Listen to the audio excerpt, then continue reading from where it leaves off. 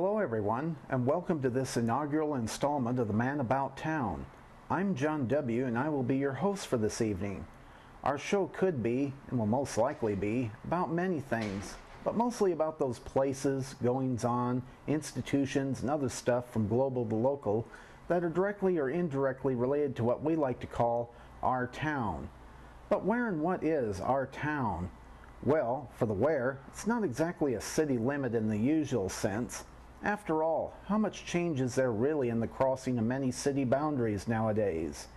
In our case, our town is indeed a place, but it is not bound by a single charted boundary or even a set of contiguous boundaries.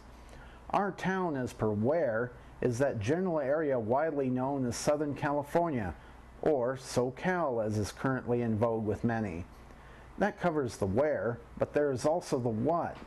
As many of its residents, both native and transplanted, will attest, it is more than just a geographical region, more than a grouping of cities and counties, and certainly more than just a short half or third of a state.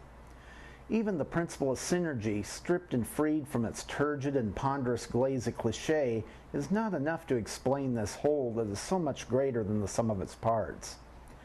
In short, Southern California is, amongst other things, a state of mind.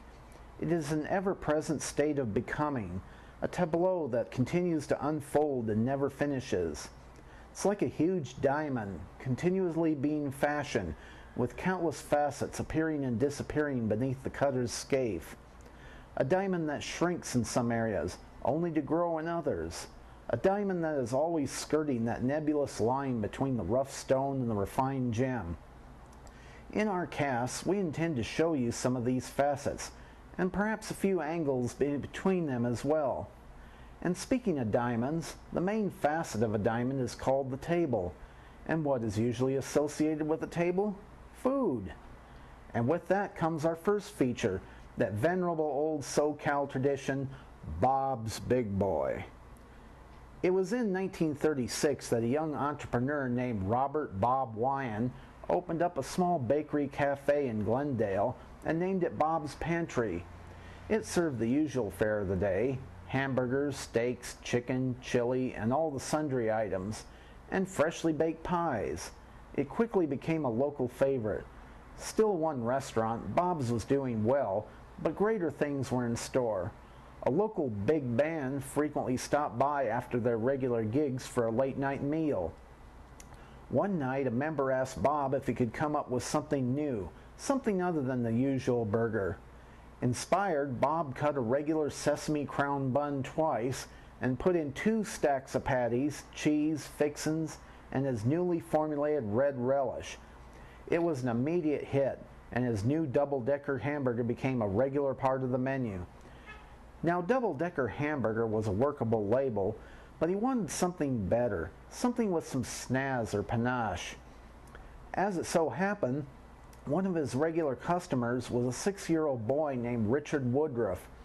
He would drop in and do small odd jobs, such as sweeping or cleaning windows, in exchange for Bob Wyan's double-deckers.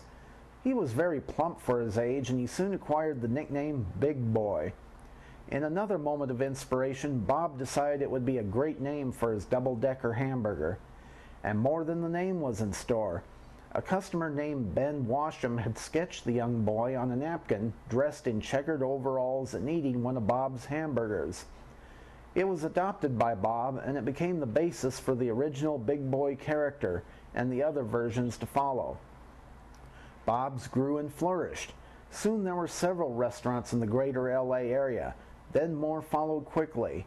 Most of these early ones had been run by Bob Wyan or by individual local franchisees. It soon became apparent that Big Boy was becoming too big for just one boy, or even a few local boys. So in 1946, Bob began expanding his franchise operations to the rest of the nation. But rather than the usual arrangements of franchising to either one company or to individual franchisees, Bob decided to carve up the country into different regions or territories and sell franchise rights for an entire region to the prospective franchisees. Each franchisee would also acquire the license to use their name before the Big Boy trademark. Soon the nation would see Frisch's, Azars, Elias Brothers, Elby's, Lendy's, Kip's, Vip's, Manners, Mark's, and even Yoda's, all with the name Big Boy and the Big Boy himself smiling out at you. Of course, their success spawned many imitators.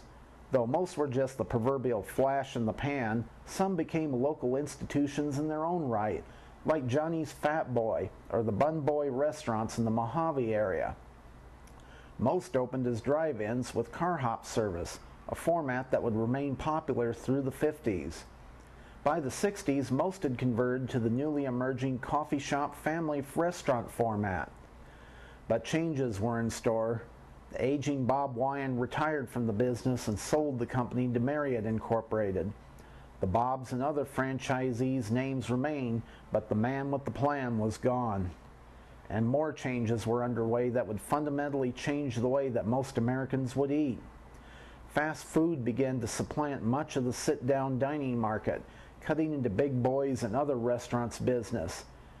And one in particular would have an enormous impact: McDonald's.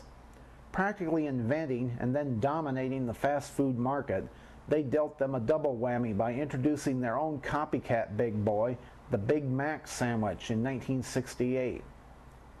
Priced cheaper and an item that you could just grab and go, it cut deeply into Big Boy's market.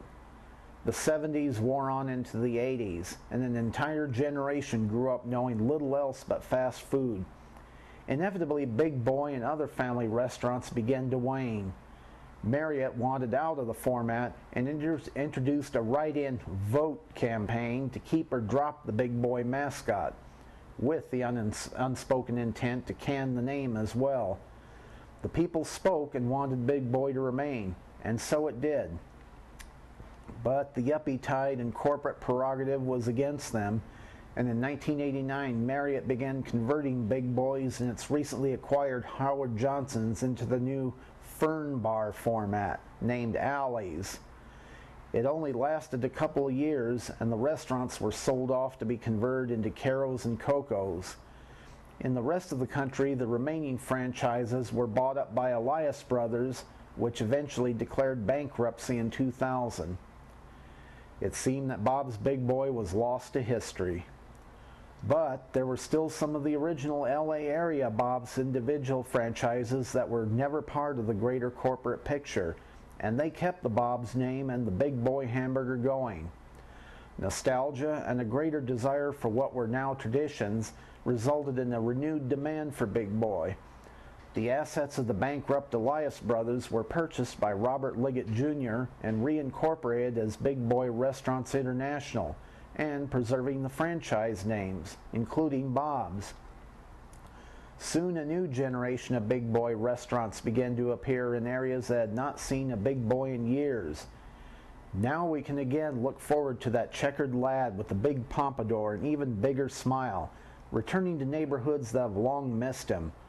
Hopefully soon to ours and to a neighborhood near you. That's our show for today.